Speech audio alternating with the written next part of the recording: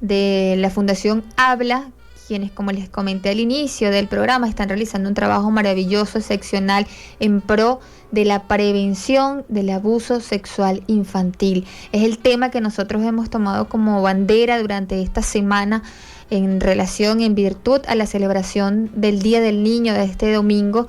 Yo comentaba hoy con los muchachos y decía, bueno, si quieres regalarles algo valioso a tus hijos, regálales tu amor, tu tiempo, tu confianza. Escucha lo que tiene que decir tu hijo, tu hija. En este caso, infórmate, busca herramientas que te puedan ayudar a prevenir un hecho tan aberrante como un abuso sexual. Muy bien, ya tenemos en línea a Sofía Martínez Campos. Ella es abogado, docente en Derechos Humanos, directora ejecutiva de la Fundación Habla, y nosotros realmente nos sentimos orgullosos, felices de cerrar esta campaña educativa durante toda esta semana con la representante de una fundación que bastante está aportando para prevenir el delito del abuso sexual. Sofía, bienvenida a Café con Calma. Hola, buenas tardes, Andrea, ¿cómo estás? Bueno, gracias por este espacio, por esta oportunidad y por todas las personas que se interesan por esta temática. Además que, bueno, estamos alzando la voz en cuanto a este crimen, en cuanto a este delito que toda sociedad y toda comunidad, toda familia debemos de alguna manera repudiar. Y como digo yo, prender la luz de esos secretos de familia que a nadie le gusta hablar. Bueno, un elemento bien importante que acabas de mencionar, secretos de familia. Yo estaba revisando la información que tienen en la página de la fundación y veía que entre las recomendaciones o los temas que abordaban precisamente se encuentra ese, cómo acompañar a la familia, porque ciertamente cuando ocurre dentro del núcleo familiar, cuando es la figura paterna, por ejemplo, bien lamentable, quien comete el abuso, quien comete el delito, quizás es más difícil. ¿Cómo funciona, Sofía? ¿Qué significa para una familia descubrir, aceptar que un miembro de ese núcleo está siendo afectado, ha sido abusado? Sí, Andrea, es muy difícil. Primero, es muy difícil que se pueda, como digo yo, identificar o diagnosticar realmente que estamos en presencia de un abuso o de algún tipo de prácticas abusivas, pues, porque el abusador es un depredador que de alguna manera utiliza la manipulación para seducir, manejar a su víctima, sea su propio hijo, y hacer que la confusión de cómo sea esa relación afectiva. Entonces, el niño, la niña, el adolescente no está muy al tanto de entender que esa relación afectiva que tiene con mamá o con papá no es una relación afectiva sana, que hay elementos que te hacen incomodar, que te hacen sentir mal, pero que quizás tú no entiendes. Por eso es que nosotros decimos que al hablar es la mejor solución para esta situación, el poder revelar la situación.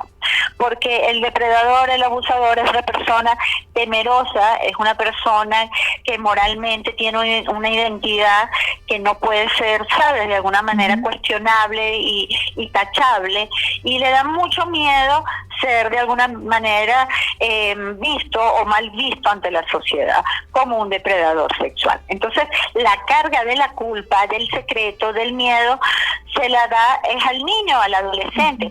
Mira, si tú haces una revelación, le cuentas a mamá o le cuentas a tu abuela o a alguien de lo que está pasando, yo voy a ir preso. Imagínate tú esa carga para un niño, decir, bueno, por mi culpa mamá, papá, abuelo, tío, primo va a estar preso o vamos a ir a un proceso judicial, mi familia se va a separar.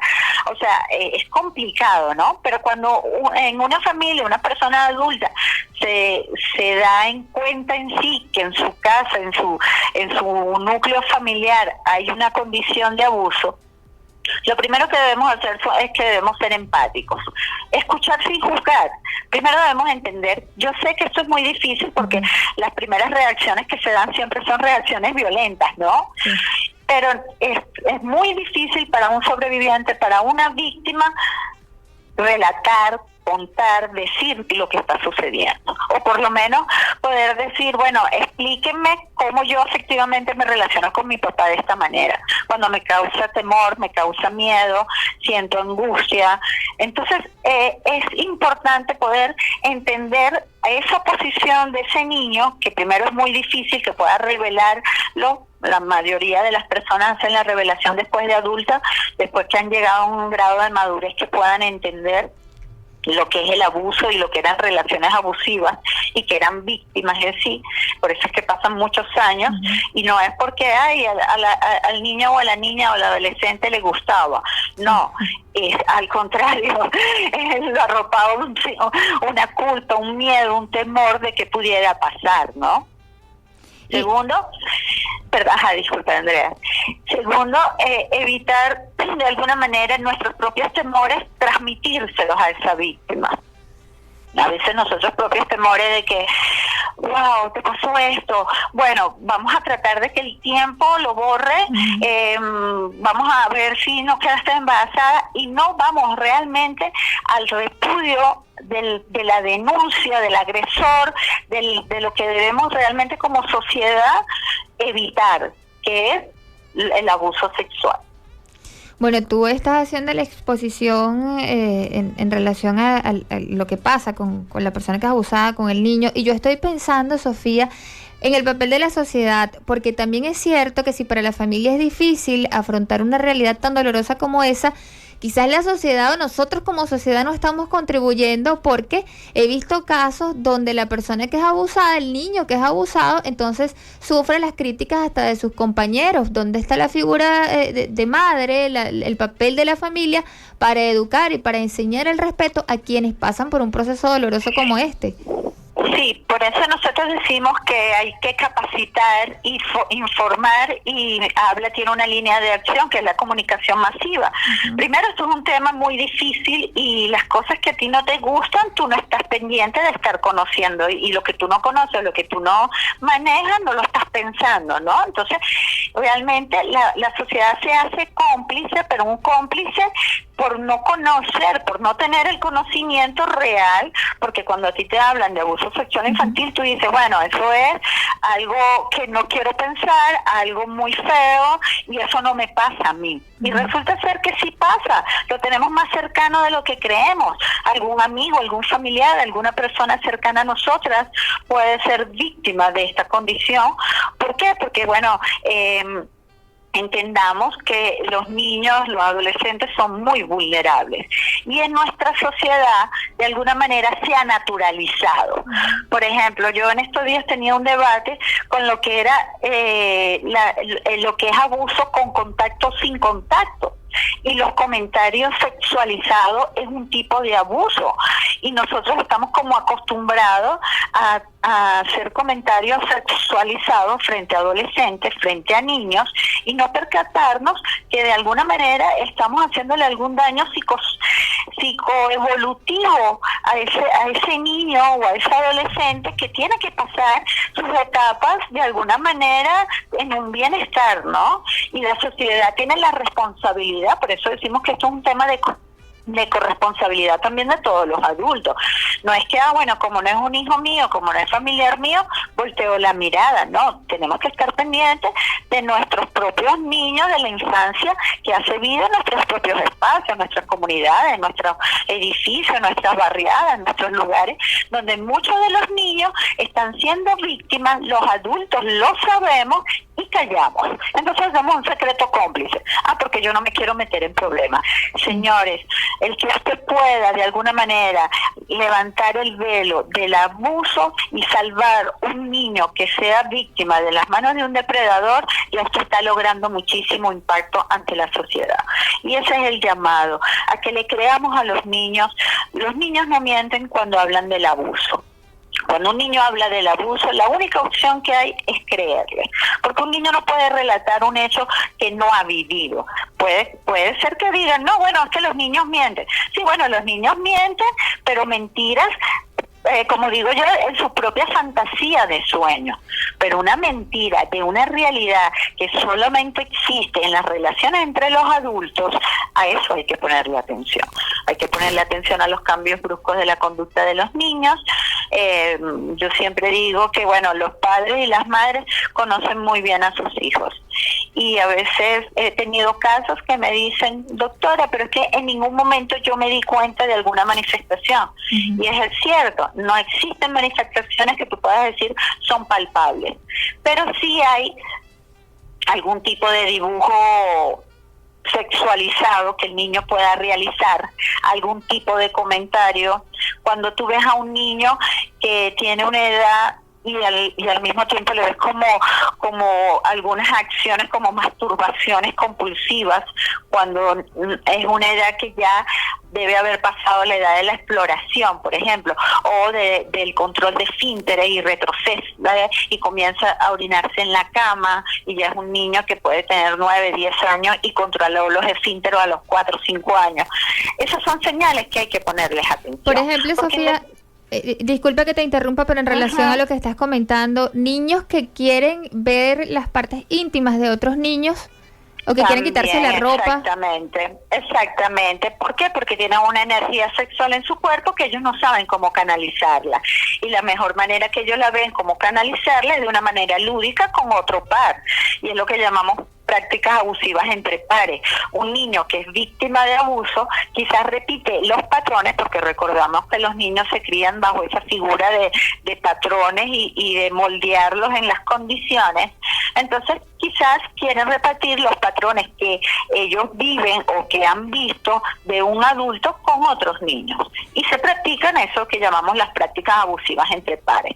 Entonces, es muy delicado los juegos entre los niños también, cuando tú ves un niño muy irritable, muy agresivo, porque la depresión de los niños no es igual a la depresión de los adultos.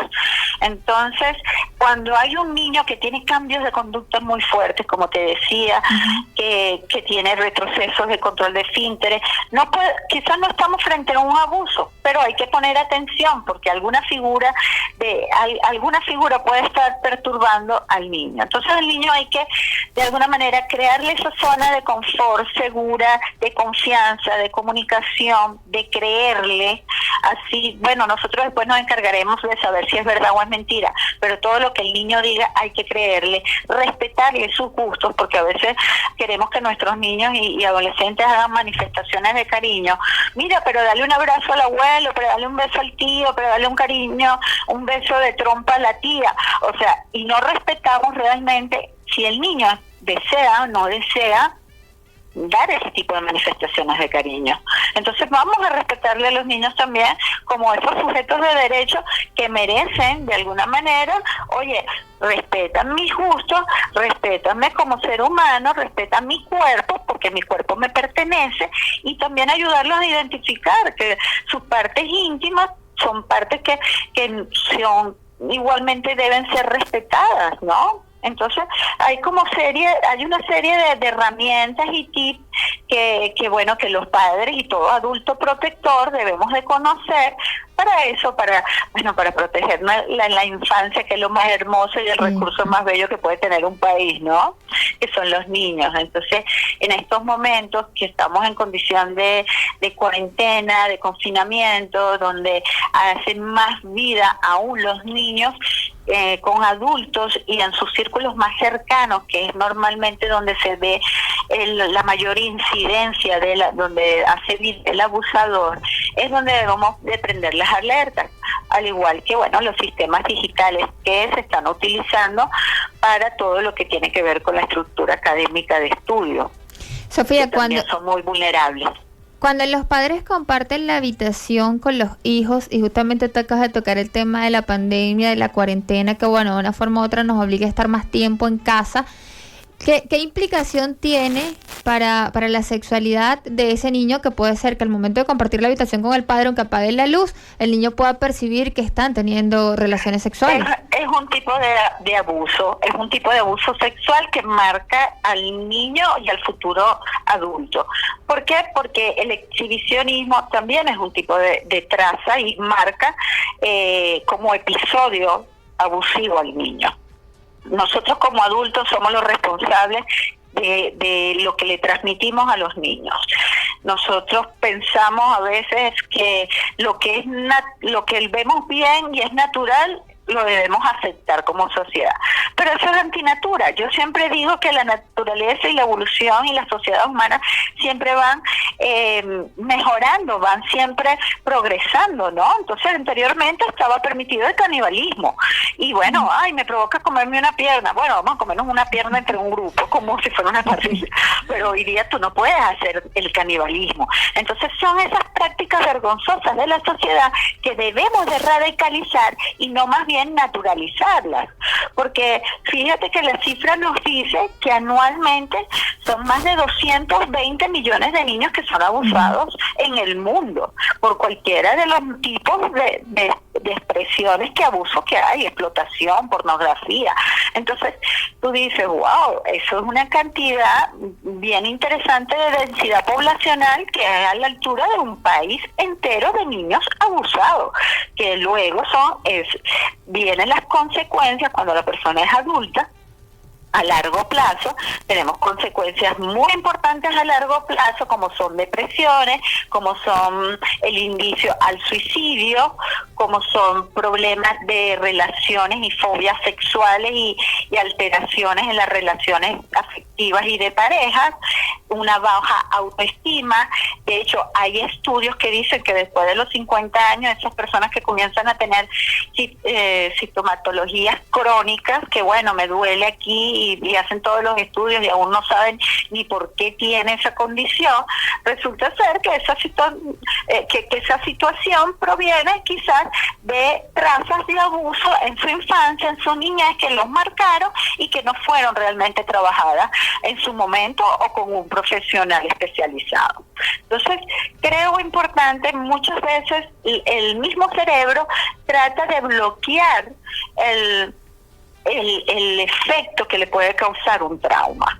Y bueno, muchas personas pueden olvidar hasta 30 y 40 años los episodios de abuso, y luego de los 30, 40 años que empiezan a recordar, wow, yo fui abusado o fui víctima del vecino, del tío, del abuelo, de la tía, de la amiga de mi mamá, y también, bueno, cuando nos vamos como a desmontar esos mitos, ¿no? Y realmente no son casos aislados, son casos que los tenemos muy cercanos y que no ocurren como normalmente suele suceder, y pensar que eso ocurre en los estratos sociales más bajos. En los niveles donde existe la pobreza ocurre eso por muchos factores, por el hacinamiento, porque si a mí me pasó y a ti te pasó, estamos naturalizados. No, señores, este delito ocurre en todos los estratos de la sociedad, no hay distinción alguna. Esto le puede pasar a cualquier persona, y lo más doloroso de este tipo de delitos es que el victimario, el depredador, el abusador es una persona que tiene vínculos afectivos, vínculos de cariño hacia el niño o hacia su víctima. Entonces es complicado, pero hay que hablarlo, hay que denunciarlo, y tenemos que levantar ese velo que arropa este silencio y que arropa este delito de esta manera. ¿Tú crees que de alguna manera, Sofía, por lo menos en Venezuela, de acuerdo a las cifras que ustedes manejan, la población, la ciudadanía se esté atreviendo a hablarlo más, que sea un tema que ya está haciéndose más visible? Porque hemos comentado durante esta semana y quizás se han dado opiniones encontradas entre si es que por la cuarentena se están incrementando los casos o es que ya estaban ahí y el hecho de regresar a casa nos está haciendo ver lo que ya estaba sucediendo, lo malo que estaba sucediendo en la familia. ¿Qué crees tú? Así es, sí. Esto es un delito, como te digo, desde los comienzos de la humanidad, ¿ok? Los estudios dicen que, bueno, al comienzo comenzaron con las prácticas incestuosas y como te digo, han ido como evolucionando, ¿no? Igualmente las tendencias y las ideologías de los géneros y las tendencias a los gustos, ¿no? Esto sigue catalogado como un trastorno y es, a pesar de que es un trastorno, el agresor está totalmente en la facultad de saber que lo que está cometiendo está mal hecho y es un delito, y de alguna manera está está siendo y mermándole el bienestar al niño o al adolescente. Ahora bien, en Venezuela creo que tenemos un gran marco jurídico que nos ampara de alguna manera el sistema de protección. El sistema de protección hace un trabajo titánico. Hay que reconocerlo, tanto el Ministerio Público como los consejos de derecho, como las defensorías de derecho al niño y de protección a la niñez. Y tenemos un gran avance también, que desde el 2017, por una sentencia, una jurisprudencia de la Sala Constitucional, el delito tiene algunos elementos interesantes, por lo menos mientras la víctima sea menor de edad no prescribe. Y creo que eso es un logro que se ha dado en la legislación, que está en avanzada, que hay muchos países que no lo tienen. Luego, la persona que es sancionada o es penada no tiene ningún tipo de medida alternativa de la pena. Entonces, bueno, si usted fue sancionado por 25 años y penado por 25 años, usted cumple por 25 años su pena, ¿no? No es que porque, bueno, yo hice trabajo, estudié, yo puedo tener una rendición de la pena. No hay ese tipo de beneficio. Entonces, creo que de alguna manera hemos tenido la ley que nos puede ayudar a blindar el proceso. Igualmente tenemos la ley que protege a la mujer a una vida libre de violencia y bueno, nuestra famosa LONA, que es una ley realmente de avanzada en materia de protección. Ahora bien, que creo yo que hoy día se escucha mucho más el tema y se está dando mucho más, bueno, porque están existiendo los escándalos en los sectores importantes de la sociedad, ¿no? Hemos tenido escándalos políticos, hemos tenido escándalos religiosos, hemos tenido escándalos deportivos, hemos tenido escándalos a nivel de la industria del cine. Entonces, ahí de alguna manera todo el mundo está como, oye, poniendo entonces un poco más la vista a esto y poniendo un poco más la atención a esto. ¿Qué sucede en los tiempos de pandemia? Como te dije anteriormente, bueno, comienzas a convivir directamente con tu agresor si está en tu núcleo familiar. Se hace muy limitada la atención, a pesar de que hay muchas líneas de atención, números telefónicos y muchos funcionarios prestos para atender la denuncia y actuar. De alguna manera, el sistema, sabemos que el sistema puede rebosarse también, ¿no? Porque, bueno, creo que nadie estaba planificado ni preparado para esta contingencia, ¿no? Ahora bien, creemos nosotros que en la prevención está la única solución. ¿Qué debemos hacer? Estos espacios, Andrea, estos espacios que nos permita difundir el mensaje, que nos permita dar tips de protección, que permita darle los canales para que las personas puedan denunciar, puedan hablar, porque las cifras también nos dicen que por un niño revelado hay 7 que están en silencio. Entonces, oye, son cifras que nos alarman, son cifras que están a nivel de pandemia igualmente y que bueno, no solamente están pasando en Venezuela, están pasando a nivel mundial igual y que debemos de alguna manera nosotros ser responsables de por lo menos proteger, como digo, a nuestros niños cercanos de esta situación, de que no se les borre su sonrisa, de que sigan siendo niños felices y sigan siendo niños viendo la vida de colores. Y si llegan a pasar por una situación de esta índole, bueno, tratar de buscar los mecanismos para que ese niño tenga de alguna manera la mejor reparación como víctima, sanar sus heridas y tener una resiliencia, que nosotros creemos en la esperanza de que sí podemos sanar heridas, pero necesitamos de alguna manera eso, que estemos todos bajo la misma línea de conciencia y de protección. Bueno, se nos terminó el tiempo, te agradecemos muchísimo por la empatía con la invitación que te hicimos. Te invito, Sofía, por favor, a que puedas dar a conocer las redes sociales de la Fundación, porque ustedes están haciendo un trabajo increíble, maravilloso para ayudar a prevenir este delito tan aberrante. Sí, no, y quedamos súper cortos de tiempo porque, bueno, si me hubiera encantado poder hablar de los delitos que se están hoy día suscitando en las redes sociales, suscitando en las plataformas digitales, que es sumamente importante porque como todo delito va mutando, ya no es un delito que solo lo tenemos intrafamiliar en nuestros grupos familiares, ya es un delito que los tenemos desde nuestras redes sociales, de nuestra plataforma, que es, como digo, utilizan estos espacios como autopistas para captar a sus víctimas, para abusar de sus víctimas, y es importante que todo el mundo esté al tanto del conocimiento de lo que es el ciberacoso, del sexting, del grooming, de todas estas terminologías nuevas, pero que debemos de manejarlos todos como sociedad. De verdad, gracias por la invitación. Pueden ubicarnos en nuestras redes sociales, nos encontramos en Facebook, en Twitter, en YouTube, igualmente en nuestra página web, en Instagram, y pueden ubicarnos por mensajería privada, que con mucho gusto ustedes nos escriben por ahí, totalmente con plena confidencialidad y discreción. Nosotros les estaremos haciendo contacto para luego, poderles darle la atención y las orientaciones que requieran. De verdad, muchísimas gracias, y Habla Fundación siempre estará presta para los espacios en los que nos necesiten. Y seguramente te vamos a volver a invitar, Sofía. Gracias. Vale, gracias a ti, Andrea. Feliz tarde. Igualmente despedimos a Sofía Martínez Campos. Ella es abogado, docente en Derechos Humanos, directora ejecutiva de la Fundación Habla. Ustedes escucharon toda la información valiosa que ella compartió con nosotros a través de esta campaña educativa contra el abuso sexual de niños, niñas y adolescentes. Es importante que usted tenga la información a la mano, que denuncie si es necesario denunciar, que nos eduquemos con herramientas que nos puedan servir para prevenir. Qué importante es la prevención en casos como este.